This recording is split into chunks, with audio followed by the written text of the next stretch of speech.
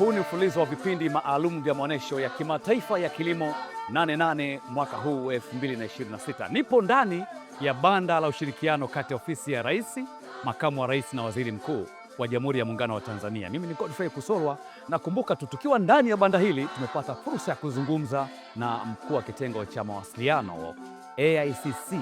Hiki ni kituo cha mikutano cha kimataifa Arusha.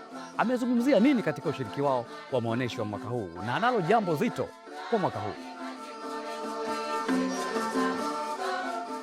Naitwa Eleza Hiliai, ni mkuu wa kitengo cha mawasiliano wa kituo cha kimataifa cha mikutano wa Arusha AICC. Nimejitokeza kwa nia ya kuwakaribisha wananchi wote kufika kutembelea banda la AICC, hata kupitia mtandao unaoangalia, kuja kuangalia huduma zetu ambazo tunawaambia wananchi.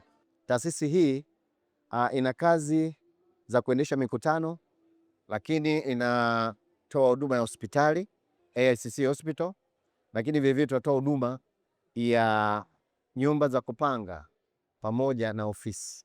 Hizo huduma zinapatikana pale jijini Arusha, lakini vile vile tunao ukumbi mkubwa sana wa JNICC ulioko pale jijini Dar es Salaam, ukitoa huduma za mikutano ya kitaifa, ya kimataifa na ya kikanda. Hii ni taasisi ambayo imebobea katika huduma hiyo. Kwa hiyo tunakaribisha wananchi waje hapa tuwaambie huduma ambazo tunazitoa na jinsi gani wanaweza wakashiriki kupata hizo huduma. Kwa hiyo tunawakaribisha sana waweze kuja kupata maelezo na ufafanuzi wa kina jinsi ya kupata huduma zetu. Pamoja na kuwakaribisha kuja 88 jijini Dodoma kushuhudia yaliyopo katika banda la AICC. Nataka niwape habari moja nzuri sana kuhusiana na ujenzi wa kituo kipya ambacho kitahudumia watu wengi kuliko kawaida. Maana ni ukumbi ambao utakuwa unashindana Afrika, waleta watu Arusha kwa ajili ya kushiriki mikutano na matukio mbalimbali kama nitakavyofafanua kwenye TV. Mradi wa kituo kitakachofahamika kama Mount Kilimanjaro International Convention Center unaojengwa jijini Arusha, modeli yake ni hii hapa. Phase ya kwanza imeanza na ujenzi wa ukumbi huu mkubwa, ukumbi ambao utabeba watu 5,000 kwa wakati mmoja, na ukumbi mdogo utakaobeba watu kati ya 500 hadi 1,000, pamoja na eneo la utawala na pamoja na eneo la maonesho. Tunatarajia kwamba hii phase ya kwanza, awamu ya kwanza itakuwa imemalizika ifikapo mwaka kesho mwishoni, na tayari watu wataweza kutumia ukumbi huo.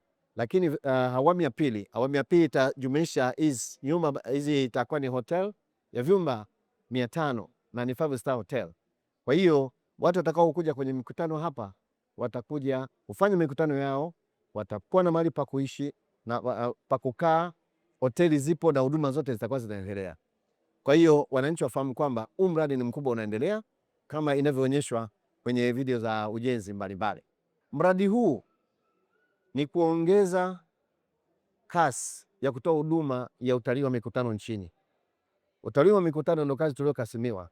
Kwa hiyo kuwepo na ukumbi huu hapa utatunyanyua Afrika na nje ya mipaka ya Afrika, kwa kuwa ukumbi ni mkubwa sana na utabadilisha masuala yote yanayohusiana na swala zima la utalii wa mikutano katika bara la Afrika.